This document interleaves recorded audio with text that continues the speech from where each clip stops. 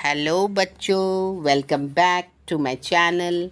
आज हम एक नई लेसन पढ़ेंगे क्लास स्टैंडर्ड 5th का स्टेट बोर्ड का। लेसन नंबर है 3rd। B a good listener.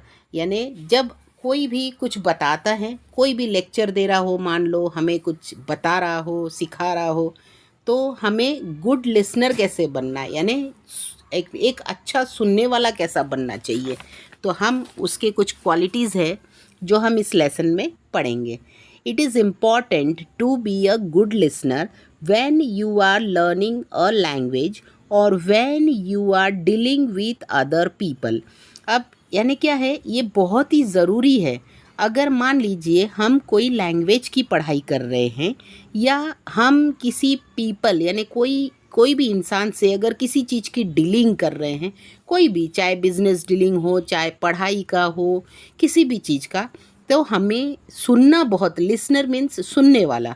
तो हमें वो क्या कह रहा है, हमें क्या बता रहा है, हम उससे क्या बोल रहे हैं, इस चीज़ को हम तो जो बोल रहे हैं वो तो बोल ही रहे हैं, पर वो हमें जो हमने उनसे बोला उस पर उसने क्या बोल रहा है, तो वो बहुत ही केयरफुली सुनना चाहिए। अगर आप कोई लैंग्वेज की पढ़ाई कर रहे हो तो उसे भी केयरफुली सुनिए। जैसे मान लीजिए अभी मैं ही आपको ये जो वीडियोस में मैं जो बोल रही हूँ आपको, जब तक आप इसे केयरफुली सुनोगे नहीं तो आपको समझ में तो आएगा नहीं। इसीलिए क्या है, कोई भी चीज़ लिसनर, गुड लिसनर होना चाहिए। सुनने की एक क्षमता अच्छी होनी चाहिए कि आप अच्छे से सुनो। Are you a good listener? क्या आपको लगता है कि आप गुड लिसनर हो, आप अच्छे से सुनते हो? You can find it out with the help of the following questions. तो आप अपने आप को कैसे फाइंड करोगे कि आप वाकई गुड लिसनर हो, क्या वाकई अच्छे सुनने वालों में से हो? तो पहला, आप इससे ये जो क्वेश्चंस है नीचे, इसी से आपको समझ में आ जाएगा।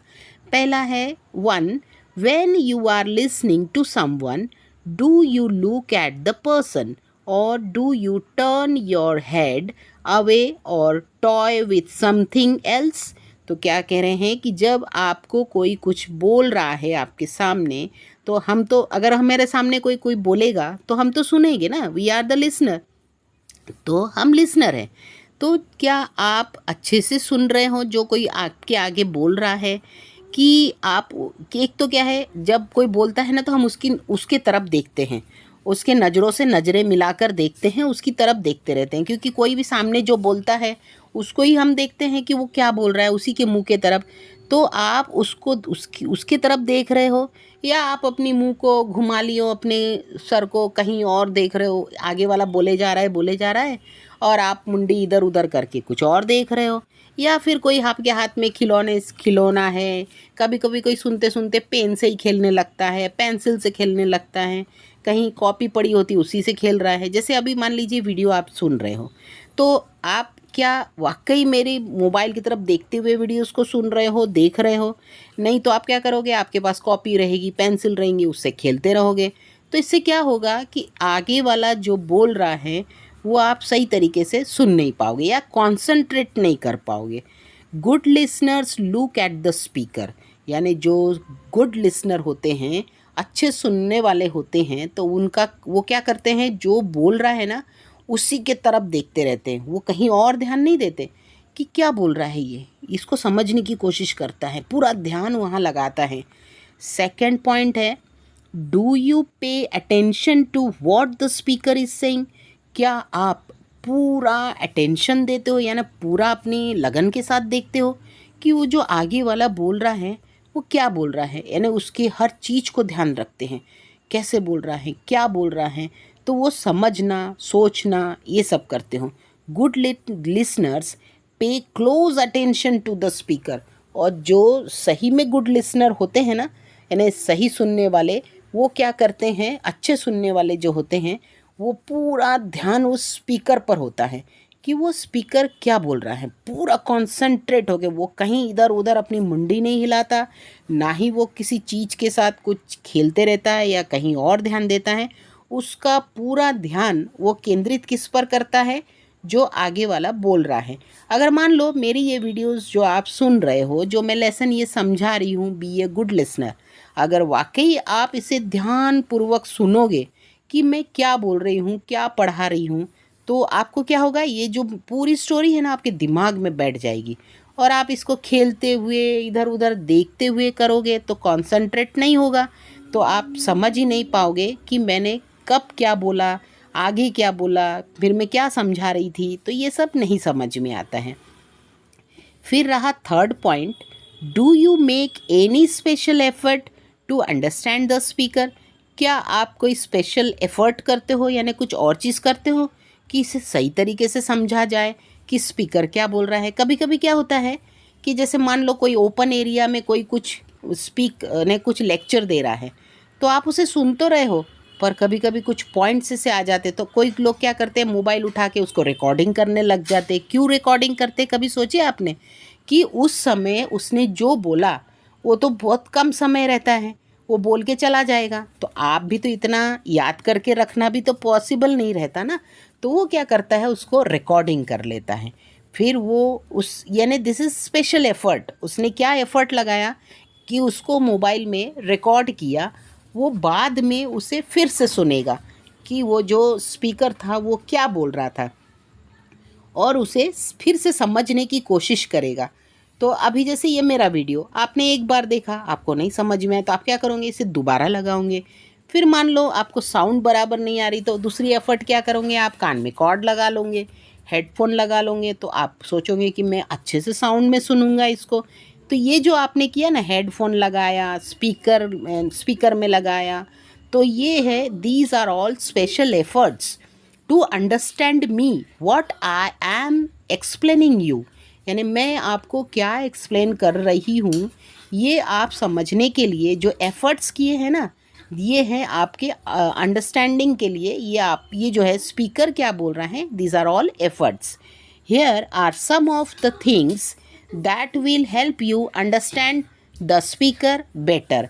तो कुछ ऐसे पॉइंट्स है जिससे, तो अगर स्पीकर को और अच्छी तरीके से आप अंडरस्टैंड करना चाहते हो तो कुछ पॉइंट्स है, तो उसे आप ध्यान दीजिए। If you hear some new और unfamiliar words, try to guess their meaning from the context. अब क्या होता, कभी हम कुछ सुन रहे हैं तो सुनते सुनते हमें कुछ वर्ड्स ऐसे आ जाते जो हमने कभी सुना नहीं, कुछ नए वर्ड्स आते हैं, तो हमें उसकी तो मतलब समझ में आता नहीं। तो हम क्या करते हैं, वो वर्ड को ध्यान में रखते हैं और उसे हम कहाँ ढूंढते हैं, you will use the dictionary, है ना। आप डिक्शनरी में देखते हो कि जो वर्ड है इसका मतलब क्या है, ये जो वर्ड इसने यहाँ यूज़ किया, आपको भले ही आपको इंग्लिश आती होगी, कभी कभी ऐसे वर्ड आ जाते हैं जो हम उससे फैमिलियर नहीं रहते, नए वर्ड आते हैं, कुछ फ्रेज़ यूज़ करते हैं स्पीकर्स लोग, तो वो सब चीज़ें आप कहाँ ढूंढते हो, एक कोई भी डिक्शनरी या आपके पास जहाँ वोक्यूबलरी वर्ड है उसकी मीनिंग आप वहाँ से ढूंढने की कोशिश करते हो। You can try to guess what the speaker will say next. फिर आप सोचते हो कि अगर कोई टॉपिक पे वो लेक्चर दे रहा है तो आप अंदाज़ा लगाते हो कि ये आगे इस टॉपिक में क्या बोल सकता है, हाँ ये वाला पॉइंट ज़रूर बोलेगा। तो ऐसी क्या है, यानी आप कितने ध्यान से सुन रहे हो उस चीज़ को, कि आप तो पहले जो हार्ड वर्ड्स थे उसकी आपने मीनिंग ढूंढने की कोशिश की, दूसरा आप गेस करना चालू करे हो कि स्पीकर नेक्स्ट क्या बोलेगा। Try to keep listening even when you feel that you do not understand the speaker. आप कभी कभी क्या होता है कि आपको स्पीकर की कुछ कुछ चीज़ समझ में ही नहीं आती है, पर फिर भी आप ध्यान लगा के सुनते हो। क्यों? क्योंकि आप चाहते हो कि मैं उसे, भले ही जो समझ में नहीं आ रहा, या तो आप रिकॉर्डिंग करके रख रहे हो, आप बार बार सुनोगे उस चीज़ को तो आपको समझ में तो आना ही है। तो ये क्या है, यानी आपकी जिज्ञासा बहुत ज़्यादा है कि स्पीकर क्या बोल रहा है। भले ही आप समझ नहीं रहे हो, आपको ऐसा समझ में आ रहा है कि ये स्पीकर जो बोल रहा है सब मेरे सर के ऊपर से जा रहा है, मुझे कुछ समझ तो आ नहीं रहा, फिर भी आप उसे समझने की कोशिश करते हो और आप कंटिन्यूअस उसे सुनते रहते हो। तो सुनते सुनते सुनते आप उसे समझने लगते हो। और even when you disagree with the speaker, कभी कभी क्या होता है, आप स्पीकर का सुनते हो तो आप एग्री नहीं होते, अरे ये इसने ऐसा कह दिया, हट ये ऐसा नहीं हो सकता, नहीं नहीं, मैं इसको तो नहीं मानता हूँ। कभी कभी ऐसा लगता है ना, स्पीकर कुछ बोल रहा है, आप उससे एग्री नहीं रहते हो, डिसएग्री रहते हो, नहीं ये मुझे तो नहीं पटता, ये स्पीकर ने गलत बोला, तो भी आप सुनते हो। क्यों? क्योंकि आप जानना चाहते हो कि वो क्या बोलेगा, उस पर क्यों ऐसा बोला। Wait for the speaker to finish that he is saying, then you can get your doubts clarified by asking polite questions. तो आप तो एक तो उसकी किसी बात से डिसएग्री हो जाते हो, पर डिसएग्री हो तो गए हो, तो आप अगर मन में ये आपकी भावना है कि ये जो बोला है ये मैं एग्री नहीं हूँ, तो आप उसे क्लियर ज़रूर करिए। आप रुकिए, स्पीकर जो कह रहा है उसे पूरा अपना वर्ड फिनिश करने दीजिए, और फिर बाद में आपकी जो डाउट है, जो आप समझना चाह रहे हो और आप डिसएग्री हो रहे हो किसी पॉइंट पे, तो उसे बहुत ही पोलाइटली आप उस स्पीकर के पास जाकर पूछ सकते हो कि प्लीज़ आप मुझे ये क्लैरिफाई करिए या मुझे ये समझाइए, मेरी जो आपने अभी लेक्चर दिया इस पर मेरी ये डाउट्स है, I am disagree with this, तो प्लीज़ मुझे इसे एक्सप्लेन करिए ताकि मुझे ये समझ में आ जाए। तो वो कैसे कि आप पूछोगे, अरे ये मुझे समझ में नहीं आया, बताओ कैसे है ये, तुमने ऐसे कैसे कह दिया, ऐसा नहीं बात किया जाता। आप कैसे बोलोगे उससे, सर जो आपने कहा है अभी वो मुझे समझ में नहीं आया है, क्या प्लीज़ आप मुझे वो क्लैरिफाई करेंगे ताकि मेरे डाउट्स क्लियर हो जाए। तो इस तरीके से आप पूछना चाहिए। डू नॉट फील शाय और afraid to ask question if you do not understand. अगर आपको कुछ समझ में नहीं आ रहा है तो आप शर्माइए नहीं, शाय यानी शर्माना, आप शर्माइए, अरे मैं पूछूंगा तो इतने सारे लोग हैं क्या बोलेंगे, अरे ये गधा है, इसको समझ में नहीं आ रहा है, बेवकूफ़ है ये, और तो इस ऐसे से हम क्या है डर जाते, नहीं नहीं नहीं नहीं मैं नहीं पूछता हूँ, ये सब क्वेश्चन पूछना बेकार है। फिर कभी कभी डर भी लगता है, अरे स्पीकर क्या बोलेगा, अगर मैं पूछने जाऊँगा तो उससे अच्छा लगेगा कि नहीं लगेगा। तो ये सब चीज़ें मत सोचिए, ये सोचेंगे आप ना तो आप अपनी डाउट्स को क्लियर नहीं कर पाओगे, और आप हमेशा ही सोचोगे कि जो स्पीकर ने बोला वो गलत है। तो आप ये सब चीज़ें जो शर्माना, डरना, क्वेश्चन पूछने से, ये घबराइए मत। आपके मन में जो भी कुछ डाउट्स है और आपको समझ में नहीं आ रहा है तो आप ज़रूर पूछिए, जाकर पोलाइटली पूछिए उससे, what is being said but your question to the speaker politely. पर आप ऐसे हैं कि अगर आपको कुछ समझ में नहीं आ रहा है तो आप डरिए मत और घबराइए भी नहीं, आप अपना क्वेश्चन ज़रूर पूछिए स्पीकर से, बट आप पोलाइटली पूछिए। जाके ऐसे ही एकदम हड़बड़ा पूछ लिया, अरे बता ये कैसा है, नहीं मुझे समझ में आया, ऐसा कैसे बोल दिया, इस टाइप से नहीं, बहुत पोलाइटली आप स्पीकर से पूछिए, बोलिए सर जो आपने कहा वो मुझे समझ में नहीं आया है, प्लीज़ इसका दोबारा मुझे क्लैरिफाई कर दीजिए। Sometimes it helps to note down important words or points even as you listen.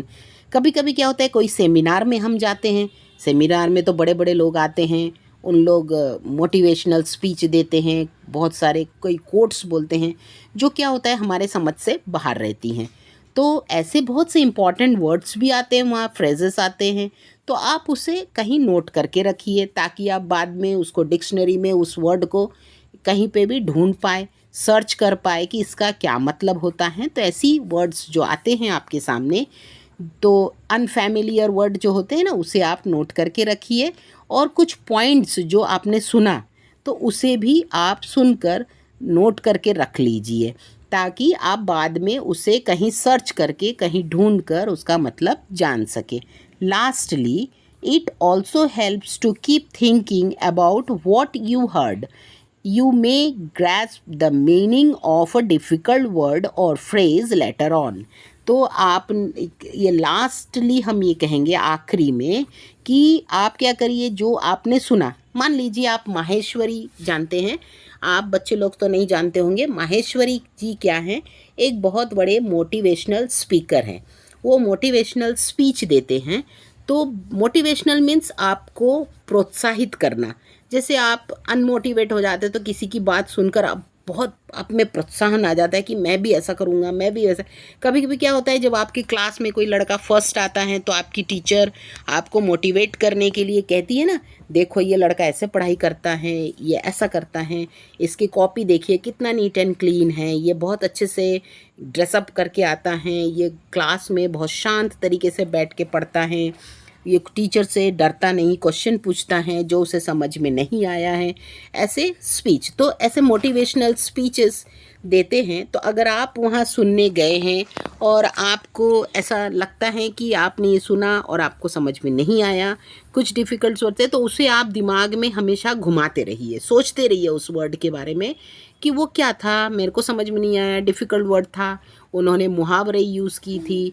तो ऐसी चीज़ें क्या हैं, आप सोचिए, उसको बाद में और समझने की कोशिश करिए। अगर आप ये सब चीज़ें करेंगे तो आप एक बहुत बड़े गुड लिसनर होंगे कि आपने बहुत अच्छी तरीके से सुना और उसे समझने की कोशिश की। तो ये होती हैं, यानी ये क्वालिटीज़ होती हैं, ये गुड स्पीकर की क्वालिटीज़ है और कैरेक्टरिस्टिक्स भी हैं जो हर लिसनर पे होना चाहिए। हम जो भी कुछ कहते हैं हमारे आसपास, उसे अच्छे से सुनिए, समझिए, और नहीं समझ में आता है कोई नए वर्ड्स हैं तो उसे डिक्शनरी में try to find out that word और अपनी वोकेबुलरी इंक्रीज़ करिए।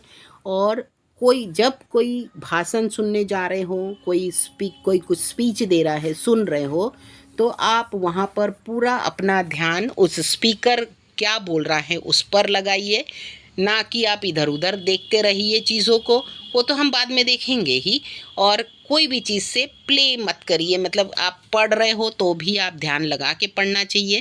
पेंसिल से खेल रहे, कभी किताबों से खेल रहे, फिर मम्मी डांट रही है, अरे आप पढ़ रहे हो, किताब से खेल रहे हो, पापा समझा रहे हैं आपको, मम्मी समझा रही है आपको, तो ऐसे नहीं, जो वो समझा रहे हैं उसे समझने की कोशिश करिए। आई होप कि ये लेसन आपको समझ में आ गई होगी, और मैं ये मानती हूँ शायद आपको थोड़ा बोर भी हो रहा होगा ये लेसन समझ के, क्योंकि बच्चों के लिए ये सब थोड़ा सा ऊपर, सर के ऊपर से जाता है।